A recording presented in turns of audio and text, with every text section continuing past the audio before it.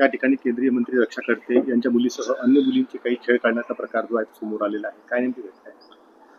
घडलेला प्रकार हा अत्यंत दुर्दैवी आहे. या ठिकाणी ज्यांनी छेडखानी केली आहे ते निव्वळ टवाळखोर नाही तर ते गुंड आहेत. त्यांच्या विरुद्ध आधी सुद्धा काही गुन्हे दाखल आहे. या मुली ज्यावेळेस यात्रेमध्ये होत्या त्यावेळेस एक पोलीस तिथे हजर होता. त्या पोलिसांनी त्या गुंडांना अडवण्याचा प्रयत्न केला, परंतु या गुंडांनी पोलिसांनाच मारहाण केली, त्याला शिवीगाळ केली. त्या पोलिसांनी 353 त्यांच्यावर दाखलही केलेला आहे. पण हा एक प्रश्न निव्वळ माझ्या घरामध्ये घडला असा नाही आहे. हा एक सामाजिक प्रश्न आहे आणि महाराष्ट्रामध्ये अशा स्वरूपाच्या अनेक घटना घडत आहे. अनेक घटनांची नोंद होत नाही किंवा महिला या ठिकाणी तक्रार करायला पुढे येत नाही आणि तक्रार न झाल्यामुळे असे प्रकरण उघडकीस येत नाही. या ठिकाणी हा जो प्रकार घडला या संदर्भामध्ये रक्षाताईंची मुलगी ही स्वतः तक्रार करायला पुढे आली, हे फार मोठं आहे. नाहीतर मुली सहसा तक्रार करायला पुढे येत नाही.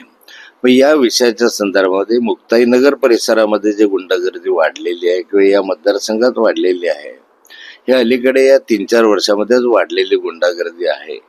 यामध्ये महाराष्ट्राच्या विधान परिषदेमध्ये स्वतः खूप वेळा बोललेलो आहे, आक्रमकपणे मांडलेलं आहे. सरकारला मी म्हटलंय की तुम्ही काय बांगड्या घातल्यात काय थांबवायला, इथपर्यंत मी बोललेलो आहे. परंतु त्याचा फारसा परिणाम याच्यावर होत नाही, कारण या सर्व गुंडांना या ठिकाणी स्थानिक लोकप्रतिनिधी आणि राजकारण्यांचं संरक्षण मिळत आहे.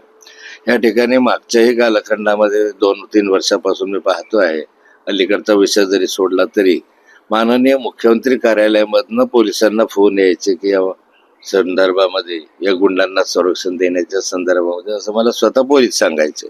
असं असेल तर ते दुर्दैवी आहे. आणि यामध्ये महाराष्ट्रामध्ये आता महिलांनी या संदर्भात स्वतःच काळजी घेण्याची आवश्यकता आहे असं मला वाटतं. पोलिसांवर फार विश्वास राहिला नाही, पोलीस यंत्रणेचा धाक राहिला नाही, अशी आजची स्थिती आहे. या ठिकाणी पोलीस अधिक कठोरपणे कारवाई करतील अशी माझी अपेक्षा आहे. हा निव्वळ माझ्या मुलीचा प्रश्न नाही, तर हा एक सामाजिक प्रश्न आहे. त्या दृष्टिकोनात या प्रश्नाकडे पाहिलं पाहिजे. कुठेतरी पोलिसांचा धाक संपला असं वाटतं.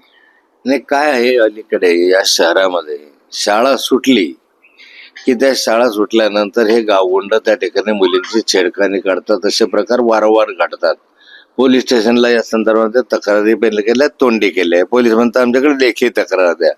आता शाळेमधल्या मुली लेखी तक्रार द्यायला घाबरतात, पण पोलीस बऱ्याचदा येतातही. पण जो पोलीस यंत्रणेचा धाक राहिला नाही आणि अवैध धंद्यांमध्ये एक बरेचसे पोलीस अडकलेले आहे.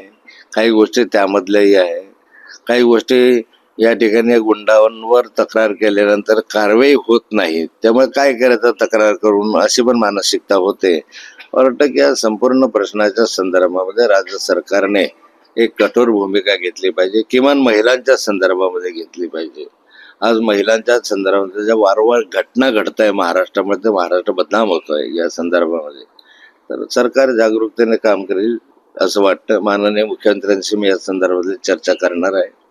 मी आयजींशी चर्चा केली, मी एसपीशी चर्चा केली. फार काही खाली नुसतं ते आयजीशी बोलले की डीएसपीशी बोलतात, डीएसपीशी बोलले की इथे इन्स्पेक्टरशी बोलतात. तर सारंच बस जसं ते राहतं. काही कोणाचा धाक राहिला नाही, कोणाचा हे राहिला नाही, अशी स्थिती आहे. एबीपी माझा, उघडा डोळे बघा नीट.